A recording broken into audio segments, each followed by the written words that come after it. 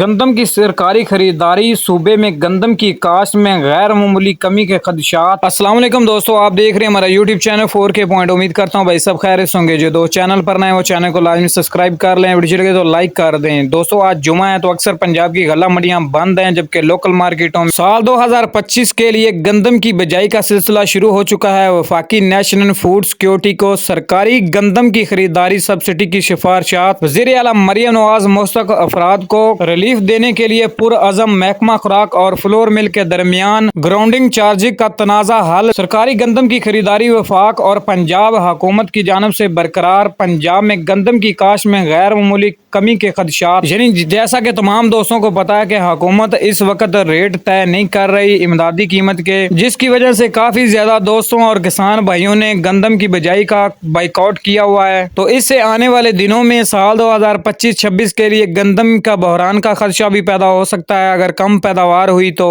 حکومت کو چاہیے کہ کسان بھائیوں کے لیے جلدی سے جلدی گندم کی امدادی قیمت مقرر کی جائے تاکہ کسانوں کو اچھا ریٹس مل جائے۔ اس وقت صرف گندم اسٹاکی اور فلور مل والوں کے پاس پڑی ہوئی ہے کافی زیادہ مقدار میں، ابھی ریٹ اچھا ملا تو ان کے لیے فائدہ ہوگا۔ اور دوسری طرف پنجاب میں اس ٹائم گندم کی قیمتیں سرکاری ریٹ پر ہی خرید و فروخت کی جا رہی ہیں۔ مختلف پنجاب کی غلہ منڈیوں میں 2600 سے لے کر 2850 روپے تک، جیسا کہ تمام نوٹیفکیشن کے مطابق۔ اور اگر غلہ منڈیوں سے باہر کی بات کریں تو لوکل مارکیٹوں میں 2900-3000 روپے تک بھی سیل کی جا رہی ہے۔ صوبہ پنجاب میں اس ٹائم مونجی کا سیزن اپنے عروج کی طرف، کائنات 11-21-15-09-16 اور سوپری کے ریٹس کی بات کریں تو 3300 سے لے کر 2700 روپے تک فی من ایوریج ریٹ ہیں۔ اور اگر بات کریں 15-09-16 کے ریٹس کی تو پنجاب کی مختلف غلہ منڈیوں میں 3500 سے لے کر 4250-4500 روپے تک۔